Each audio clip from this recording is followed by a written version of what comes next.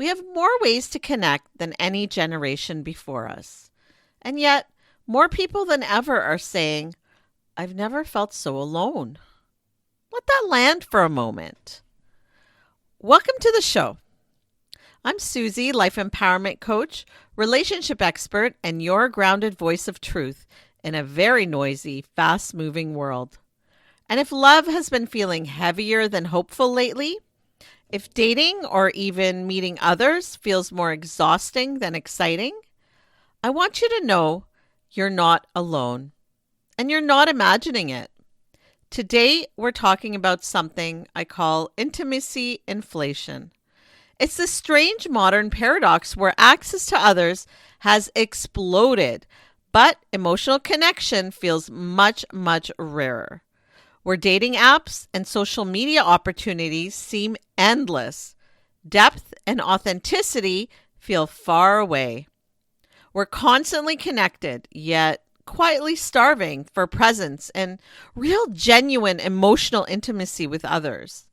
So if you've been feeling burnt out, disconnected, or quietly wondering, is it just me?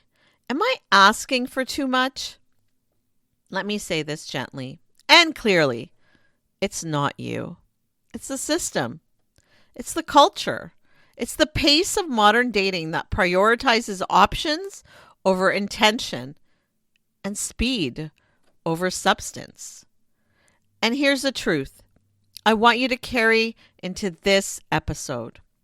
There's nothing wrong with wanting a real connection with anyone.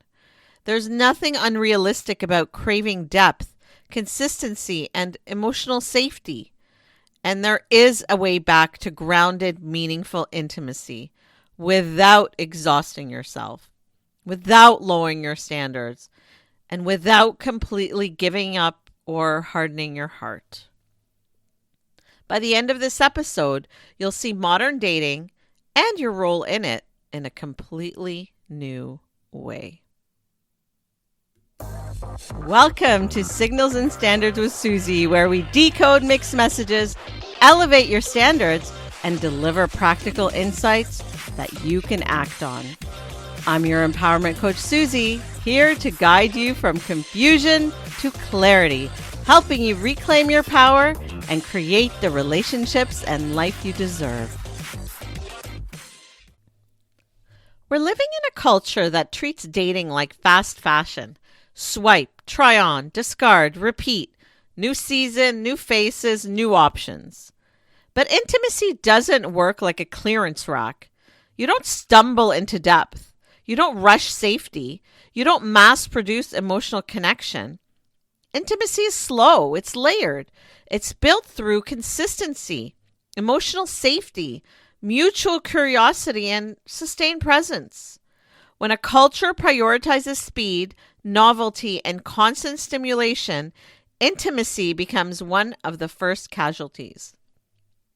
That is what intimacy inflation is. Just like economic inflation makes money feel less valuable, intimacy inflation makes connections feel diluted. There's more availability, but less substance. More access, but fewer people willing or able to show up emotionally.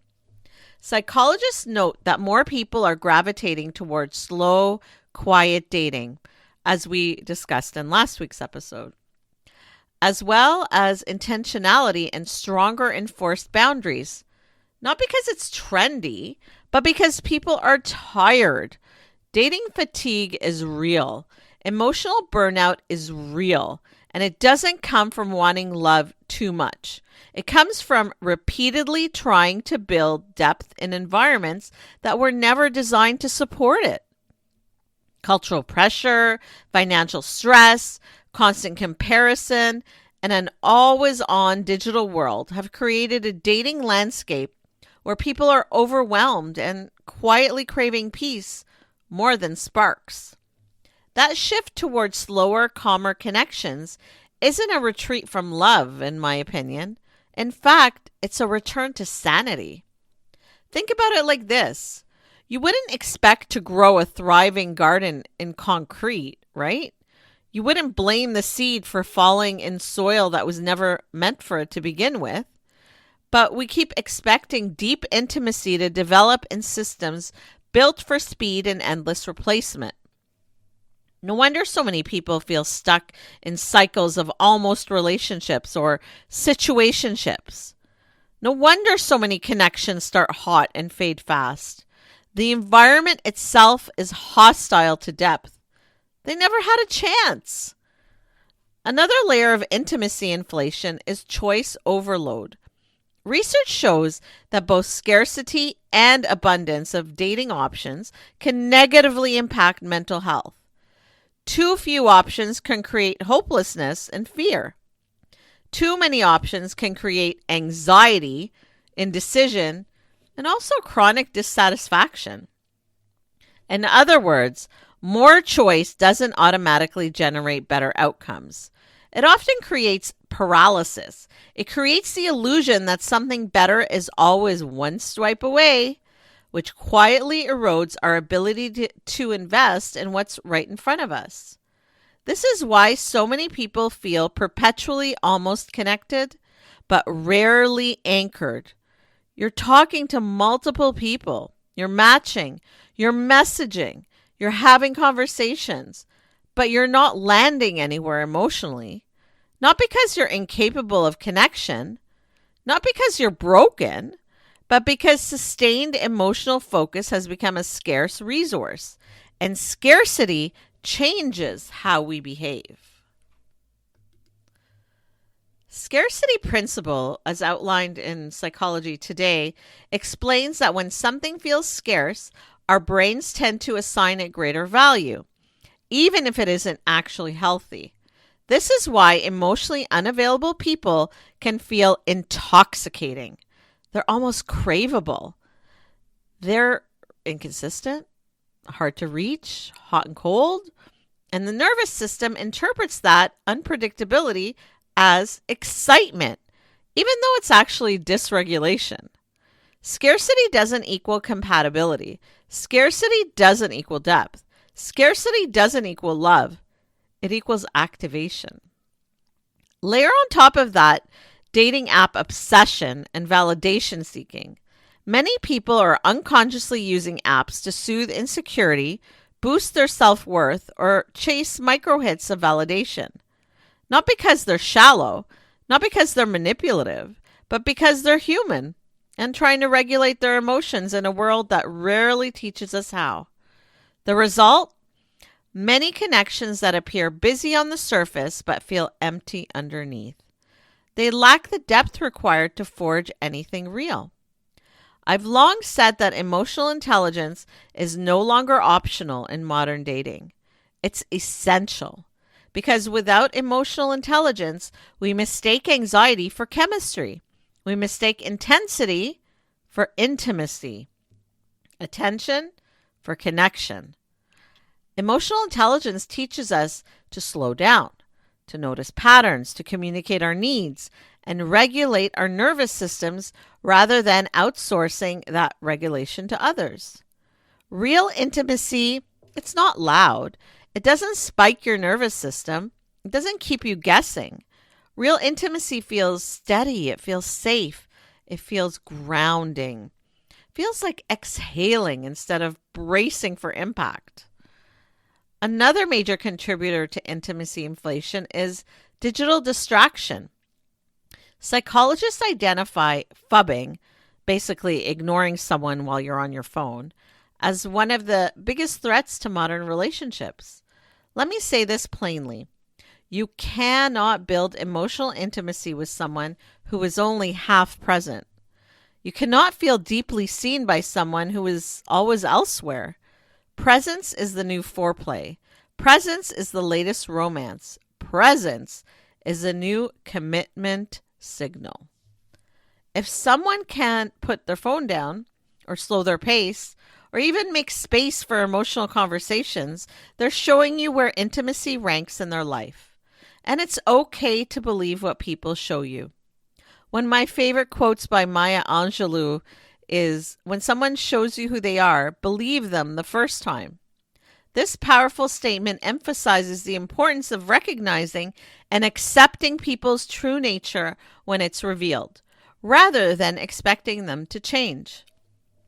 One of the most important things missing in modern dating, and something I wrote about years ago, is reciprocity, mutual effort, mutual curiosity, mutual emotional availability.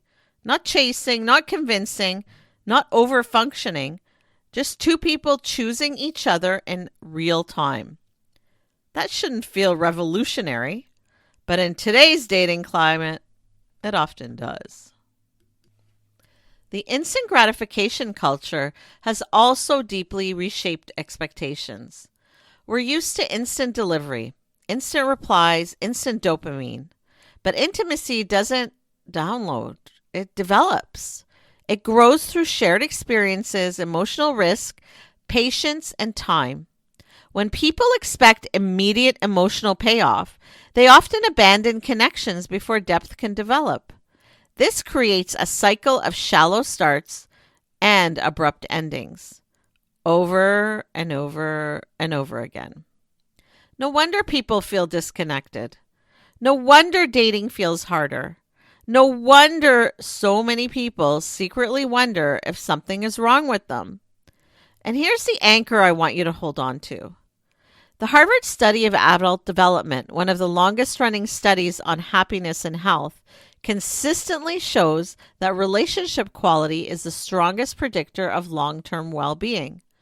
Not wealth, not status, not productivity. Connection. Which means intimacy isn't a luxury, it's a biological need. So if you've been facing and feeling the ache of disconnection, that doesn't mean something is wrong with you. It means your system is wise enough to want more. And that is something to honor. So let's bring this to life with today's coaching moment. Shaped by decades in the dating and relationship space, the thoughtful messages that land in my inbox, and the honest conversations that happen behind the scenes. Also, the patterns I've watched repeat themselves again and again and again over the years.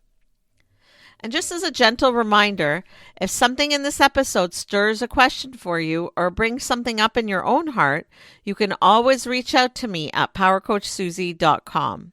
I read every message, I sit with them, and so many of these episodes are born directly from what you share. Today's question is simple, honest, and incredibly common. Why do I keep attracting people who seem interested at first, but then pull away? If you've ever found yourself asking this, I want you to take a breath with me for a moment, because this question doesn't come from being broken. It comes from being self-aware. It comes from wanting a real connection. And that already says a lot about the kind of partner that you are. What I often see in situations like this is that this is a mismatch between emotional capacity and worth. Emotional available people tend to lead with openness, warm curiosity, and depth. Emotionally unavailable people, they're often drawn to that energy, unfortunately, but they don't necessarily have the tools, nervous system capacity, or readiness to sustain it. So the connection starts strong, the spark feels real, and then intimacy begins to ask something of them. That's usually when the pulling away starts. Here's the reframe I want to offer you. Their withdrawal is not proof that you did something wrong. It's information about what they're currently capable of. A decisive shift occurs when you stop trying to be more lovable to these people and start becoming more discerning. When you show your true self and you slow your pace, when you prioritize consistency over potential, and when you notice how someone shows up after the initial excitement wears off. Because chemistry can start a connection, but emotional consistency, it sustains it. I remember a season in my own life where I kept attracting charming, engaging, emotionally expressive people who slowly became less available the closer things got. And for a while, I internalized that. I wondered if I was too much or not enough. But the real breakthrough came when I asked myself a different question.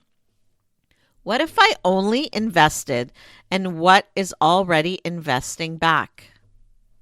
Not what someone might become, not what I hope they grow into, but what they were consistently showing me in real time. Dating got a lot quieter after that. It got slower, less dramatic though, but it also was calmer. It was clearer, more peaceful. And peace, I've learned, is one of the most evident signs you're moving in the right direction.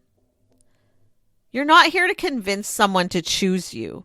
You're here to choose people who already know how to show up, who are capable of presence, consistency, and emotional availability. When you lead with self-respect, clear boundaries, confidence, and steady standards, the wrong people don't disappear overnight. But they do lose access to your time, your energy, and ultimately your heart. And believe me, that's not a loss. That's alignment. Alignment with your values, your worth, and the kind of connection that actually nourishes you. Every choice like this is a step towards relationships that feel safe. They're mutual, they're built on a solid foundation, and they're deeply satisfying. The ones you've been waiting for all along. Here's something you can use this week to help you. Repeat after me. I choose real connection. I choose real connection. I choose real connection. This affirmation is gentle but powerful reorientation of your inner compass. It shifts you out of chasing intensity, chasing that novelty or validation, and back to honoring depth, consistency, and your own emotional safety. Every time you say it, you're reminding yourself that connection isn't something you have to earn through overgiving or proving or shrinking. It's something that you're worthy of simply by being you. Use this affirmation as a pause point. I choose real connection. Say it when you feel tempted to settle for mixed signals. I choose real connection. Say it when loneliness whispers that almost is better than nothing. I choose real connection. Say it when you're tempted to ignore red flags because you don't want to start over. I choose real connection. Say it when you're feeling desperate and hopeless. I choose real connection. Each time you repeat it, you're teaching your nervous system a new truth. Real connection feels calm, steady, and mutual. It doesn't leave you guessing. It doesn't require you to abandon yourself. And the more you choose real connection internally, the more naturally you begin to find it externally as well. This isn't about perfection. It's about practice. And every small choice towards real connection adds up. Intimacy inflation isn't a personal failure. It's a reflection of a culture built for speed, choice overload, and constant distraction. But that doesn't mean you have to participate in the parts of modern dating that leave you drained, that make you anxious, make you feel disconnected. You get to slow down. You get to set boundaries. You get to invest in people who show up consistently, who communicate openly, and meet you where you are emotionally. Each time you choose intention over impulse, depth over drama, and presence over performance, you're creating space for the kind of connection that's steady, connection that's nourishing, a connection that's real. Remember, you're not asking for too much. You're asking the right people, and that makes all the difference in the world. Thank you for being here and stepping into your power with me today. I look forward to seeing you next week for another empowering conversation. You can catch these episodes and shorter Power Shop bonuses anytime on my podcast, Signals and Standards with Suzie, available on all your favorite listening platforms. And if something today in this episode sparked a question, a reflection, or you want to dive deeper into building real connections and emotional clarity in your life, visit me at powercoachsuzie.com. I read every message, and I love supporting you on your journey. Until next time. For daily inspiration and practical advice, find me on social media at Power Coach Suzie. Got questions or ideas for the show? Head to powercoachsuzie.com where you can connect with me, explore the blog, or learn more about what I do. This is Suzie signing off. Until next time, keep reading the signals and never, ever lower your standards.